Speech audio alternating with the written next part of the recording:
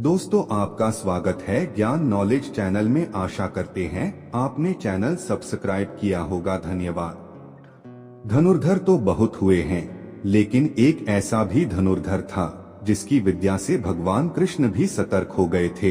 एक ऐसा भी धनुर्धर था जिसको लेकर द्रोणाचार्य चिंतित हो गए थे, और एक ऐसा भी धनुर्धर था जो अपने एक ही बाण से दुश्मन सेना के रथ को कई गज दूर फेंक देता था। इन सभी के तीर में था दम, लेकिन सर्वश्रेष्ठ तो सर्वश्रेष्ठ ही होता है।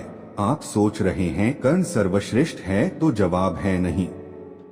आप सोच रहे होंगे कि यह बात जरूर अर्जुन या एकलव्य के बारे में की जा रही होगी। नहीं, धनुर्धर तो बहुत हुए, लेकिन उस जैसा धनुर्धर आज तक नहीं हुआ और भविष्य में भी कभी नहीं होगा। आओ जानते हैं कि अंतिम क्रम से पहले क्रम के धनुर्धर के बारे में, अर्थात पहले हम बताएंगे सबसे कमजोर धनुर्धर के बारे में, फिर अंत में बताएंगे सर्वश्रेष्ठ धनुर्धर के बारे में। हालांकि सर्वश्रेष्ठ का चयन करने का अधिकार हमें नहीं है, हम तो बस उनकी शक्ति के बारे में जानकर ऐसा कर रहे हैं।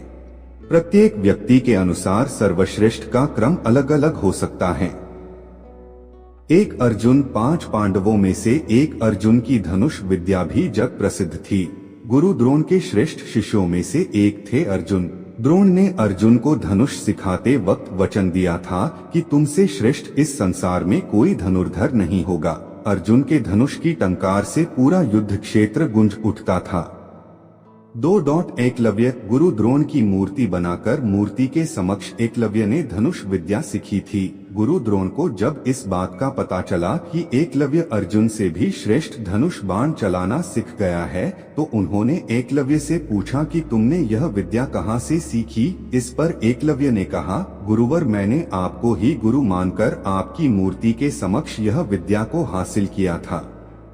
इस बात पर द्रोण ने कहा कि तब तो हम गुरु दक्षिणा के हकदार हैं। एकलव्य यह सुनकर प्रसन्न हो गया और कहने लगा, मांगिए गुरुदेव, क्या चाहिए। द्रोण ने कहा कि तुम जिस हाथ से प्रत्यंचा चढ़ाते हो, मुझे उस हाथ का अंगूठा चाहिए। अर्जुन को दिए वचन की रक्षा के लिए ही उन्होंने एकलव्य से उसका अंगूठा मांग लिया था।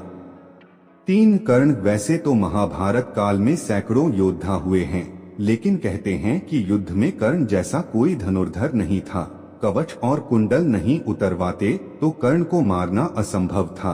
कर्ण के अर्जुन और एकलव्य से श्रेष्ठ धनुर्धर होने का प्रमाण यह है कि कर्ण के तीर की इतनी ताकत थी कि जब वे तीर चलाते थे और उनका तीर अर्जुन के रथ पर लग जाता था तो रथ पीछे कुछ दूरी तक खिसक जाता था। कृष्ण अर्जुन से कहते थे कि जिस रथ पर मैं और हनुमान विराजमान हैं, उसके इस तरह पीछे धकेले जाने से पता चलता है कि कर्ण की धनुर्विद्या में बहुत बल है।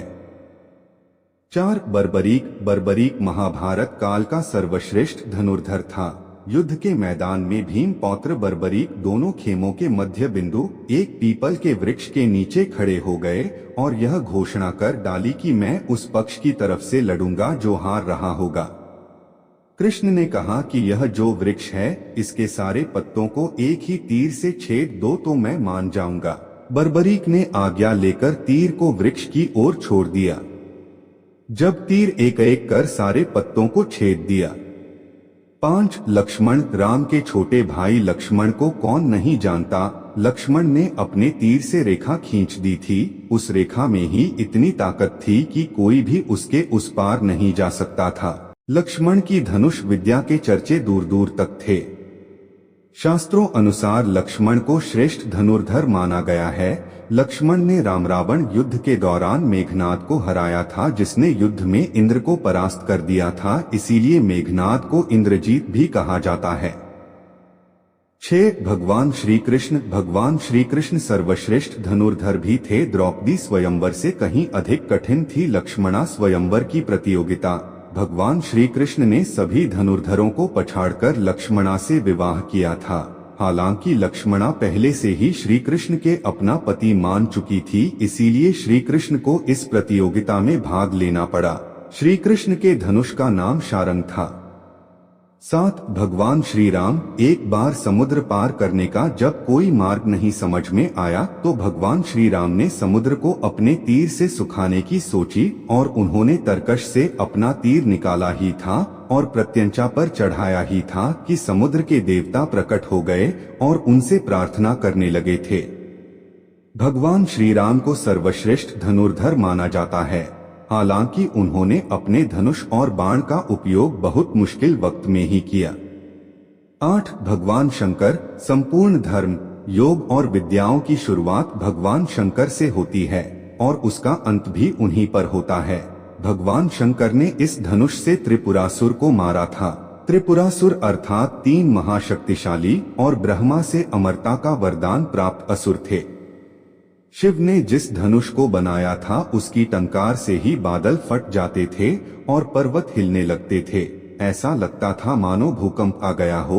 यह धनुष बहुत ही शक्तिशाली था। इसी के एक तीर से त्रिपुरासुर की तीनों नगरियों को ध्वस्त कर दिया गया था। इस धनुष का नाम पिनाक था।